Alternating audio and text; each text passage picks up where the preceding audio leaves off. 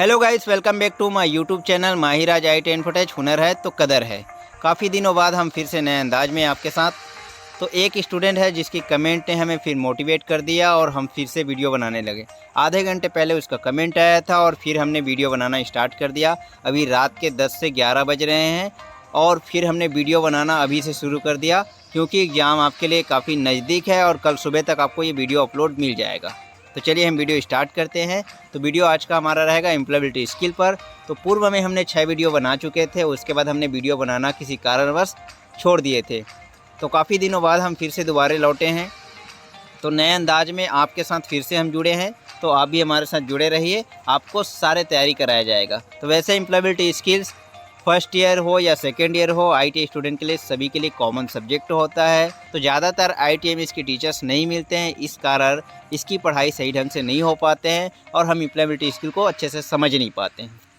तो अब घबराइए नहीं, हम सारे चैप्टर को, सारे टॉपिक को एम्प्लॉयबिलिटी स्किल का कवर करेंगे और आई होप आपको अच्छे से समझा पाए। तो चलिए हम वीडियो स्टार्ट करते हैं।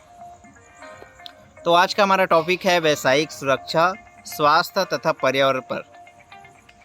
तो चलिए सबसे पहले हम व्यावसायिक सुरक्षा की परिभाषा को समझ लेते हैं। तो किसी भी कार्य क्षेत्र में श्रमिकों यानी वर्कर को शारीरिक व मानसिक क्षति से बचाना ही व्यावसायिक सुरक्षा कहलाता है। याद रखिए, हम अपनाओ सुरक्षित भविष्य पाओ। तो आप इस चित्र से समझ सकते हैं, ये सारी सेफ्टी प्रिकॉशन से हम अपने आप को सुरक्षित रख सकते हैं। व्यावसायिक सुरक्षा एवं स्वास्थ्य का महत्व क्या है? तो व्यावसायिक वातावरण में विभिन्न प्रकार की अंतःक्रियाएं निहित है। इनमें कर्मचारी तथा भौतिक, रासायनिक एवं जैविक कारणों के मध्य संबंध या मशीन व्यावसायिक वातावरण में विभिन्न प्रकार की अंतःक्रियाएं निहित है। इनमें कर्मचारी, भौतिक व रासायनिक एवं जैविक कारणों के मध्य संबंध यानी मशीन और व्यक्ति की क्रियाएं में तथा कर्मचारी एवं प्रबंधन के मध्य अंतःक्रियाएं शामिल है। अच्छे व्यावसायिक स्वास्थ्य के लिए स्वास्थ्यप्रद एवं सौहार्दपूर्ण व्यावसायिक वातावरण होना आवश्यक है। तो अच्छे व्यवसाय के लिए आपको स्वास्थ्य भी होना है, स्वास्थ्यप्रद होना है, सौहार्दपूर्ण रहना है, ऊर्जा से भरे रहना है, तभी आप अच्छे से काम कर पाएंगे। SCBT में अगर ऐसा क्वेश्चन आते हैं तो आपको इस तरह से पूरा लिख लेना होगा, जिससे आपको अच्छे नंबर मिल सकता है। NCBT का होता तो आपको ऑप्शनल आता और आप टिक लगा सकते हैं, पर SCBT में आपको पूरा डिफाइन करना होगा। सुरक्षा है सफलता का मूल, कभी भी ना जाना तुम इसे भूल। तो देख सकते हैं, ये सारे चित्र को देखकर आपको ऐसे ही अंदाज़ा हो गया होगा कि हेलमेट किस लिए लगाते हैं, ग्लव्स किस लिए लगाते हैं, जूता किस लिए लगाते हैं, हेडफोन क्यों लगाते हैं। ये सेफ्टी प्रिकॉशन जितना भी सामान आपको दिख रहा होगा, ये शारीरिक व मानसिक रूप से आपको बचाने के लिए व्यावसायिक सुरक्षा दिए जाते हैं। चलिए अब हम समझते हैं व्यावसायिक खतरे क्या क्या होते हैं। तो कार्यस्थल पर कर्मचारियों की सुरक्षा, स्वास्थ्य से संबंधित खतरे व्यावसायिक स्वास्थ्य खतरे की श्रेणी में आते हैं। कार्यस्थल पर कर्मचारियों की सुरक्षा एवं स्वास्थ्य से संबंधित खतरे व्यावसायिक स्वास्थ्य खतरे की श्रेणी में आते हैं। ये व्यावसायिक खतरे कर्मचारी को स्थायी या अस्थायी रूप से अपंग भी बना सकते हैं। व्यावसायिक खतरे को निम्न शीर्षकों के अंतर्गत वर्गीकृत किया गया है। ये देख सकते हैं, ये सारे खतरे हैं व्यावसायिक खतरे। एर्गोनॉमिक खतरे, भौतिक खतरे, रासायनिक खतरे, मनोसामाजिक खतरे, हानिकारक विकिरणों से खतरे, यांत्रिक खतरे, विद्युत खतरे, कंपन तथा ध्वनि के खतरे, ऊष्मीय खतरे इत्यादि, ये सारे व्यावसायिक खतरे हैं। तो ये सारे विभिन्न प्रकार के खतरे हैं, जैसे कि आप खींच जाना, आपको सैलरी कम मिल रहा है तो आप मनोसामाजिक खतरे हो जाते हैं, आपको थकावट लग जाते हैं, एर्गोनॉमिकल खतरे लग जाते हैं, कोई फिजिकली आपका भौतिक खतरे हो सकते हैं, या किसी विकिरण से, किसी अल्ट्रावायलेट से रासायनिक खतरे हो सकते हैं, है ना। तो इस तरह से, या मशीनों से खतरे, या बिजली से खतरे, या ज़्यादा आवाज़ शोर से खतरे, ये सारे इत्यादि खतरे आपका व्यावसायिक खतरे के अंतर्गत आते हैं। चलिए अब हम समझते हैं व्यावसायिक स्वच्छता के बारे में, यानी हाइजीन के बारे में।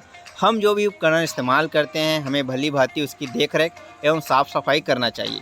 कार्य क्षेत्र पर मशीनों को इस्तेमाल करने से पहले उससे अच्छे से साफ कर लेना चाहिए। स्वच्छ क्षेत्र में काम करने से काम के प्रति रुचि जागती है, वह हम बेहतर ढंग से काम कर पाते हैं। कार्यस्थल पर सुरक्षा और सुरक्षा प्रबंधन क्या होना चाहिए? तो कार्यस्थल पर सुरक्षा का अर्थ होता है उन सभी उपायों से है जिनके द्वारा कर्मचारियों अथवा श्रमिकों को शारीरिक एवं मानसिक सुरक्षा प्रदान की जाए।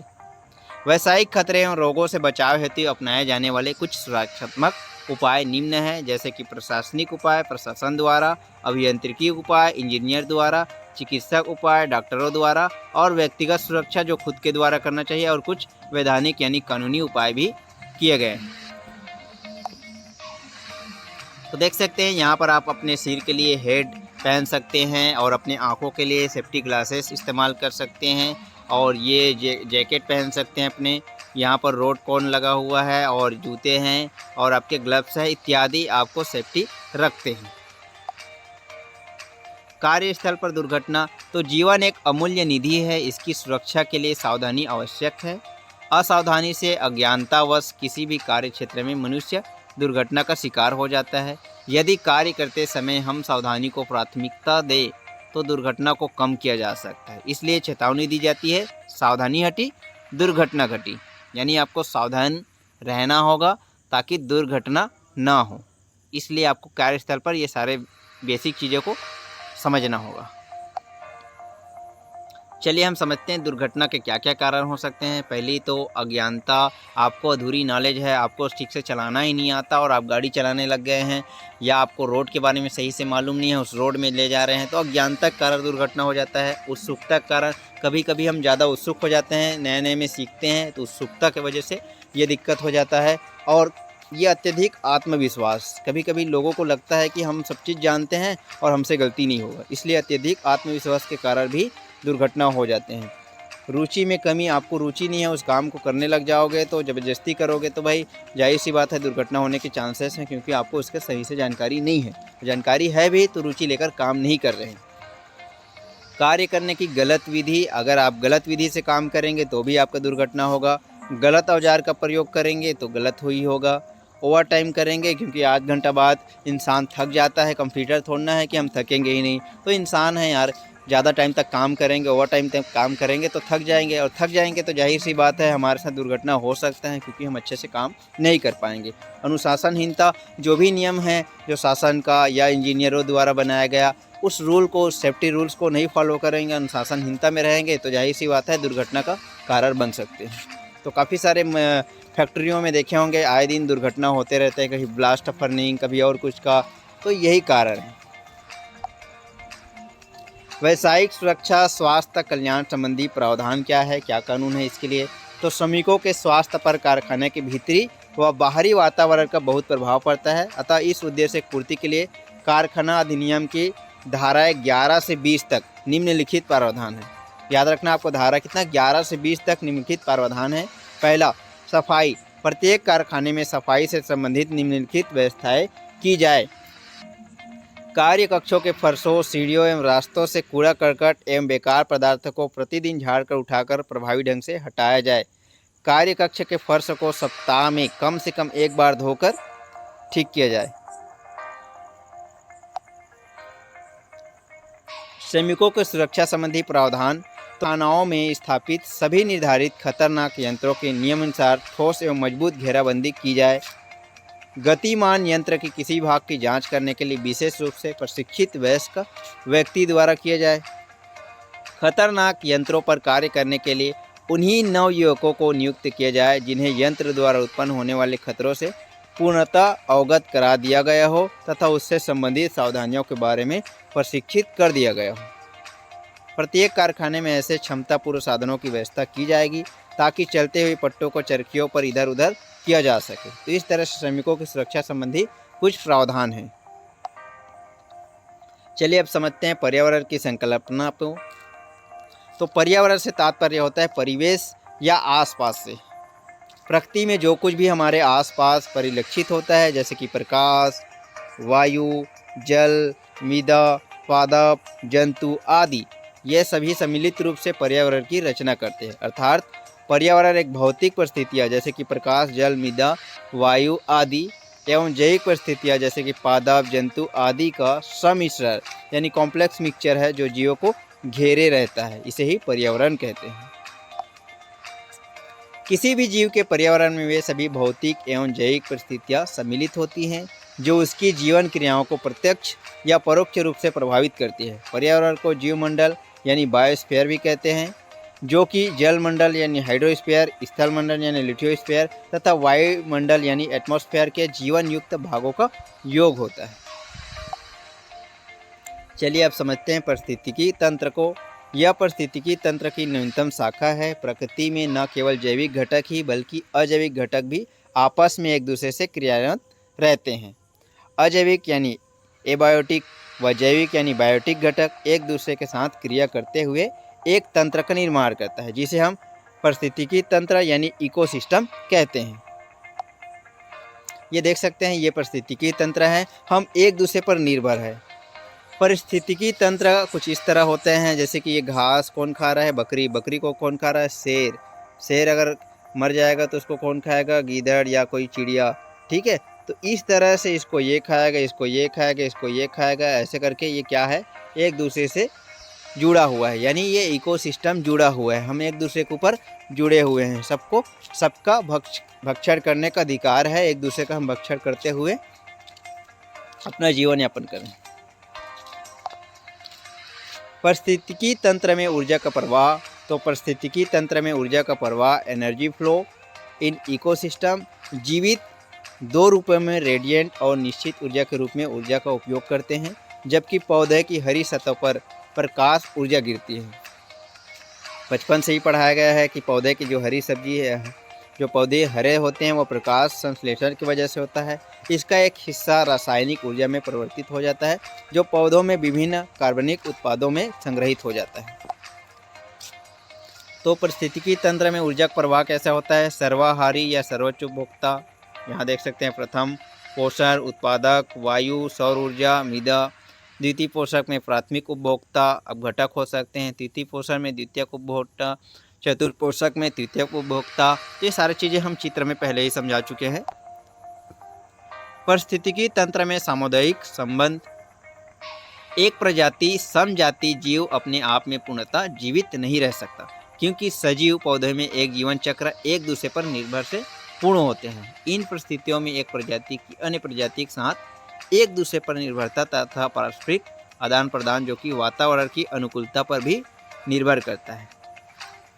किसी तालाब या कुंड के किनारे पर पाई जाने वाली जैविक सामुदायिकता जंगल में लगे पेड़ पौधे व जानवरों की जैविक सामुदायिकता से भिन्न होती है। यानी तालाब में पाए जाने वाले जो भी जीव है और जंगलों में पाए जाने जो भी जानवर है या पेड़ पौधे हैं वो अलग ही होते हैं।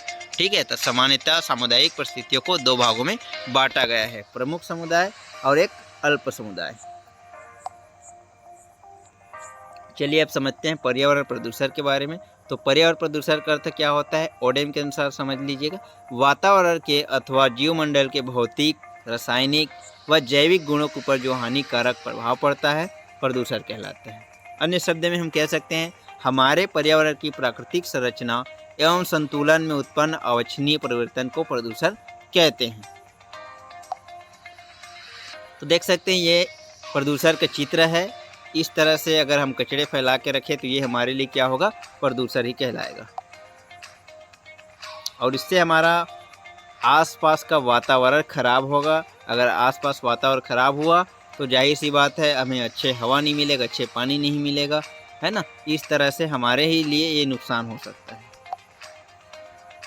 प्रदूषण के प्रकार, तो प्रदूषण कई प्रकार के होते हैं, जैसे कि वायु प्रदूषण, एयर पॉल्यूशन, ध्वनि प्रदूषण यानी नॉइज पॉल्यूशन, जल प्रदूषण यानी वाटर पॉल्यूशन और भूमि प्रदूषण यानी लैंड पॉल्यूशन इत्यादि प्रकार के प्रदूषण पाए जाते हैं। वैश्विक ताप वृद्धि यानी ग्लोबल वार्मिंग। तो ग्लोबल वार्मिंग औद्योगिक क्रांति के बाद से औसत वैश्विक तापमान में वृद्धि को दर्शाता है। उद्योग नीति जब से बढ़ा है, हर देश में उद्योग बढ़ा है, तो ग्लोबल वार्मिंग भी बढ़ा है। वायुमंडल में इन ग्रीन हाउस गैसों की उच्च सांद्रता पृथ्वी पर अधिक गर्मी बढ़ाने के लिए जिम्मेवार है, जिससे वैश्विक तापमान में वृद्धि होती है। इसलिए जलवायु वैज्ञानिक मानते हैं कि ग्लोबल वार्मिंग के पीछे मानव गतिविधियां ही मुख्य है, यानी हमारे द्वारा ही जो गतिविधियां किया जा रहा है, जिसके वजह से ग्लोबल वार्मिंग हो रहा है। देख सकते हैं पृथ्वी कुछ इस तरह से आने वाले समय में जलता हुआ दिखाई देगा, यानी इतने ग्लोबल वार्मिंग होगा, गर्म होगा कि हमारा पृथ्वी के ज़्यादातर हिस्से में गर्म लावे की तरह गर्म, चारों तरफ गर्म ही गर्म होगा। ओजोन परत का क्षरण। धरती की सतह से 10-15 किलोमीटर के मध्य में ओजोन गैस की एक परत है। इस परत में ऑक्सीजन भी है। इस परत में सूर्य की पराबैंगनी विकिरणों से ऑक्सीजन गैस ओजोन में बदल जाती है। ये ओजोन बहुत विषैली गैस है, लेकिन यह परत हमारे लिए अत्यंत उपयोगी है क्योंकि घातक पराबैंगनी विकिरणों को धरती तक नहीं आने देती, बल्कि उन्हें अवशोषित कर लेती है। तो जो भी सूर्य से अल्ट्रावायलेट ए, बी या सी जो आते हैं उसको ये रोक लेता है। इस तरह से ओजोन लेयर होते हैं। किरणों के दुष्प्रभाव क्या क्या हो सकते हैं? तो पराबैंगनी किरणों से त्वचा का कैंसर होने की संभावना रहती है। यह मनुष्य और पशुओं को डीएनए में संरचना में बदलाव भी लाती है। इनके कारण आंखों में मोतियाबिंद की बीमारी उत्पन्न होती है और यदि समय से उपचार न किया जाए तो मनुष्य अंधा भी हो सकता है। पराबैंगनी किरणें मनुष्य की प्रतिरोधात्मक क्षमता को कम करती है, यानी इम्यून एफिशिएंसी को कम कर देते हैं, जिसके कारण वह कई सकारात्मक रोगों का शिकार हो सकता है। पराबैंगनी किरणें पेड़ पौधे की प्रकाश संश्लेषण क्रिया को प्रभावित करते हैं। अम्लीय वर्षा क्या होते हैं? तो अम्लीय वर्षा यानी एसिड रेन प्राकृतिक रूप से ही अम्लीय वर्षा होती है। अम्ल वर्षा में अम्ल दो प्रकार के वायु प्रदूषण से आते हैं, SO2 और NO2। यह प्रदूषक प्रारंभिक रूप से कारखाना की चिमनियों, बसों व स्वचालित वाहनों के जलाने से उत्सर्जित होकर वायुमंडल में मिल जाते हैं। ऊर्जा संरक्षण, तो ऊर्जा संरक्षण का नियम क्या है? भौतिक का एक प्रयोगधारित नियम किसी आयुक्त निकाय की कुल ऊर्जा समय के साथ नियत रहती है, अर्थात ऊर्जा का न तो निर्माण संभव है न ही विनाश, केवल इसका रूप बदला जा सकता है, अर्थात ऊर्जा अविनाशी होती है। जलीय चक्र, जल एक चक्रीय संसाधन है जिसका प्रयोग एवं पुनः प्रयोग किया जा सकता है। जल एक चक्र के रूप में महासागर के धरातल पर और धरातल से महासागर तक पहुंचता है। जलीय चक्र पृथ्वी पर, इसके नीचे व पृथ्वी के ऊपर वायुमंडल में जल के संचालन की व्याख्या करता है। जलीय चक्र करोड़ों वर्षों से कार्यरत है और पृथ्वी पर सभी प्रकार का जीवन इसी पर निर्भर करते हैं। वायु के बाद जल पृथ्वी पर जीवन के अस्तित्व के लिए सबसे आवश्यक तत्व है। पृथ्वी पर जल का वितरण असमान है। बहुत से क्षेत्र में जल की प्रचुरता है, जबकि बहुत से क्षेत्रों में ये सीमित मात्रा में उपलब्ध है। तो देख सकते हैं कुछ इस तरह से जल का बहुत बड़ा महत्व होता है। जल के स्रोत कहाँ पर है? तो महासागर में आपका कितना परसेंट है जी? 97.25%, यानी सारे पानी का हिस्सा कहाँ पर है? महासागर में है। समुद्र, जहाँ पर सारे समुद्र मिल जाते हैं वो महासागर कहलाते हैं। ठीक है, तो देख सकते हैं ये महासागर में क्या है? 97.25% जल वहीं पर है। भूमिगत, जो भूमि के नीचे जल है जिसे हम पानी पीते हैं, वो कितना है? 0.61% मात्र। और अंतर्देशीय समुद्र में कितना है? 0.008। मृदा यानी नमी में कितना है? 0.005। बर्फ व हिमखंड में कितना है? -72.14। झील व स्वच्छ लवण युक्त ये 0.009। नदियाँ कितना है? 0.001। वातावरण कितना है? 0.001।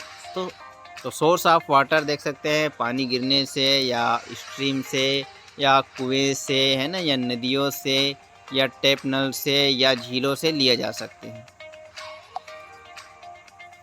जल का शोधन, पीने वाला जल गंध रहित, स्वादिष्ट तथा दिखने में साफ एवं बीमारी फैलाने वाले कीटाणुओं से भी मुक्त होना चाहिए, इसलिए जल का शोधन आवश्यक है। जल शोधन की क्रिया कच्चे जल की किस्म तथा चाहे गए शोधन स्तर दोनों पर निर्भर करते हैं।